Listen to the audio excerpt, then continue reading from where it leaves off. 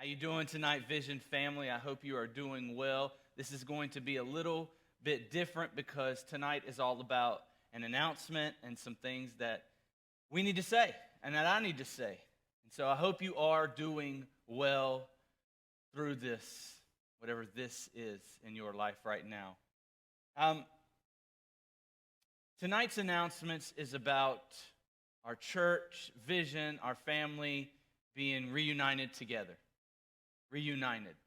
We're regathering. And when is that going to happen? Some of you were ready before you even stopped. You don't even think we should have stopped. And others of you are really cautious, you're really careful, and you're even unsettled if we should go back, if we should start meeting again and gathering again and reuniting. And then there's others that, you're ready now. You're ready. As I bring this to you, I want to remind you of a few things. The leadership of Vision. We've been seeking God in prayer about this decision. It's easy for me to make a decision that meets my needs. But as a leadership team, you need to be ensured that we care about you and we care about this entire body. And so we want God's leading when we make decisions. So we are intentional about prayer, and then we're intentional about what we have done. This has been a process. It's not just us sitting back and waiting and watching. We've been intentional. We've been intentional about our prayers. We have been intentional about watching other churches, watching businesses, watching our authorities, watching the state of our communities and what's going on. And so it's been important for us to be intentional. But I do want to let you know that we have unity, we have clarity, and we have peace about what to do in the days ahead. And unity, that's key. In the church, we must be unified. We don't all have to agree on everything, but at the end of the day, we are unified because of the gospel of Jesus Christ. We submit to our authorities, we submit to leadership, and we trust them. And we have a unified decision. What I want to tell you is this. We recognize that this online ministry is important. And before I tell you our regathering plans and when we're going to reunite, I want to let you know that this online ministry is important. We are seeing our services, our broadcast, our studies, our just words of encouragements online, our posts, they're reaching thousands of people. And I say that a lot, and it may become common to you. But I want you to think about that. That right now, what you see in the ministry and the word and the gospel and the studies and the impact, it is having not just on you. It's having on your friends and your family. It's having on people you've never come in contact with and will never come in contact with. There are people that tune in and week out that are a part of the Vision family that will never step foot inside this building. And you don't get it because you don't have to worry about that. You're going to be here. But to those of you who are a part of the Vision family that tune in and week out, who have never stepped foot inside this building and will probably never, I just want to say thank you. You are a part of this body. And we will continue, as long as I am here, we will continue to pour into the online ministry, to pour into you, to meet your needs, to show you who God is, to give you opportunities to connect with God, to give you opportunities to serve and be a part of the Vision family. So, that being said, our leadership realizes that this online ministry, the way we reach people, it's done really well online. We know that the majority of people are plugged into social media, that majority of people, and I'm not talking about just young people, people are plugged in through Facebook and YouTube and online presence and emails and technology, and that is truth. And so we are going to continue to invest in our online ministry. Part of the decision-making has been when we come back and reunite, we don't want to let the quality of our online service go down.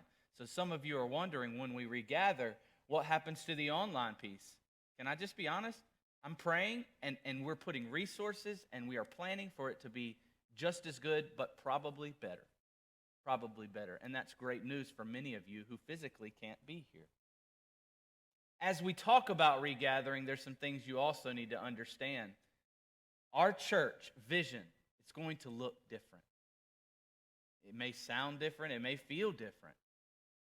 And I think that's a good thing. Different is a bad thing.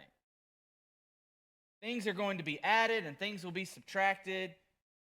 And that's a part of life. You don't do things like you did in 1980. Some of us do, and it's okay, but we're not as effective because of changes that have happened in the world. I mean, how many of you can thank God for air conditioning? How many of you thank God for electricity? Some of you experienced days when you didn't have that, but you've adapted. You may have been against it, but now you're thankful that AC is blowing right now because it's 90 degrees out. So there will be some things about vision that look and are different. Let me just give you a few. Aesthetically, if you look around, you may see some differences. You'll notice that our wall has been painted in the back, and that's for many reasons, but visually, it's better online. Visually, it's better in the auditorium, in the worship center. And so we made the decision to go ahead and move forward with that. And we've added some things. Hopefully our video quality is better. Our sound is getting better every week. The flow of the worship's going to be different. One of the things you notice is there won't be a lot of printed material. In fact, there won't be any printed material. There'll be no printed bulletin. There'll be no hymnals and other material in the back of the seating, the pews. You won't have access to that, and we're doing that in compliance with the CDC and just for your safety, because your safety is priority to us. And so you'll notice there won't be a lot of things that you can touch, but everything will be put online, everything. You'll have access to upcoming events, announcements, sermon notes, sermons, resources, all available to you on your phone, through the app, on your website, in your computer. We also are working on a weekly email every Monday that'll go out and just kind of recapping what happened on Sunday and what's coming ahead. We really want you to stay in the know. One thing we've learned through this pandemic is that you could stay connected when you want to stay connected, right? We've seen our online giving just be incredible. And it's actually gone up. Our online giving before this pandemic, it was good. People took advantage of it. Now more people are taking advantage of it. And I would encourage you to take advantage of it. What's amazing about it is you can set up reoccurring giving. You don't even have to worry about it. You just set that up and it always gives. And we have many of you who have invested that way to the ministry. And we want to thank you that way.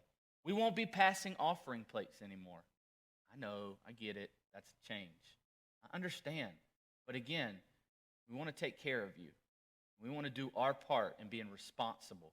So we have set up offering baskets. And they're not really baskets, they're drop boxes. And they're located at the entrance of the doors. And here's when you can do offering. Anytime you want. You can drop in your tithes and offerings, encouragement, prayer requests, whatever it is, in those baskets before the service or after the service. There will be things that are different. Initially, we will not have any kids ministry. Now, that doesn't mean that you should stay home. You can stay home. If you don't feel comfortable, and I'll say this very clearly, if you don't feel comfortable, if you're not ready, stay home, but stay engaged. Don't just watch service, be a part of it. Sing with your family. Take notes. Get involved in studies. Be active in next steps in serving. Stay connected. Don't lose connection. When you become disconnected, it's harder to get connected back in. So stay connected if you're not comfortable. But if you come, we will not have kids ministry initially. So the whole family, we want to create a family environment on Sundays for you and your family. And so you'll sit together. And we'll maintain social distancing. We want to do that.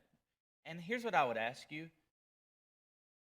Make sure you're not only thinking about yourself, think about others. Keep your space. If you feel comfortable wearing a mask, wear one.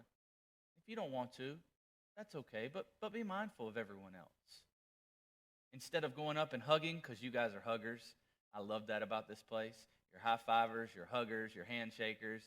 Man, instead of doing that, wave, encourage with your mouth.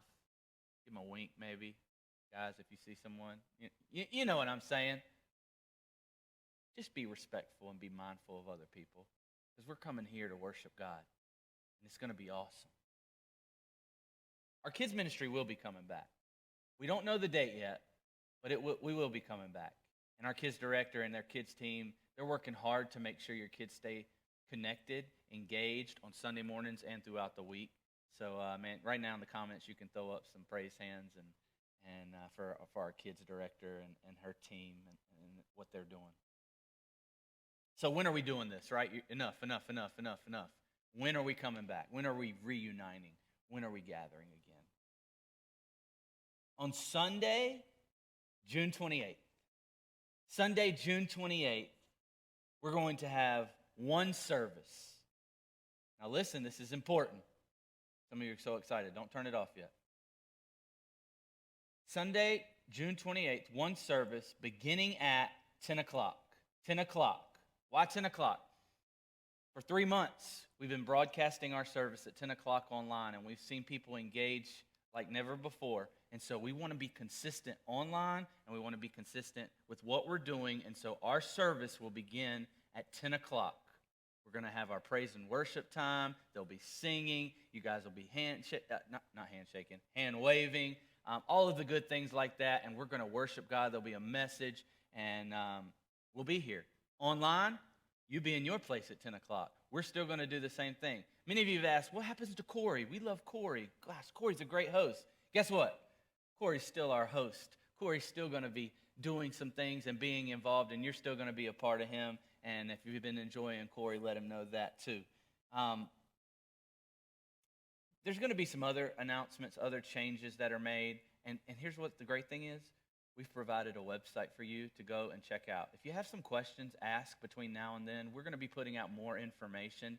But I just wanted to let you know, church, come on somebody, June 28th, it's going to be lit.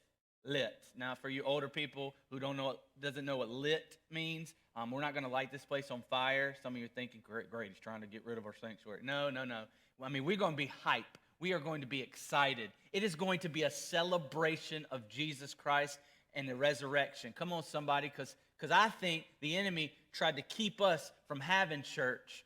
But how many of you know right now the church never ceased? We haven't stopped meeting together. It may be different, but the gospel is still going forward. We're still seeing people baptized. We're still seeing people respond. The church will continue to thrive, and we are going to be better because of this. We've learned a lot. We've grown a lot. But I tell you, I can't keep my excitement. I'm about ready to preach. So June 28th. And listen, here's my challenge to you. Right now, I'm talking to you. Invite someone. Invite someone June 28th. I believe the Holy Spirit will be all over this place because you're going to be here and you're going to be expectant and you're going to be excited. So be a bringer. Be a bringer. Check out our website. Check out our app for more information about June 28th. But church, I love you. I love you. I'm working hard for you. I'm hurting for you. I'm praying for you. I'm struggling leading through this at times. But I want you to know you've got a great leadership team. Men and women who are invested in you, in your families, and this community. We want to see this community change for Christ. Be ready. Be expectant. The best is yet to come.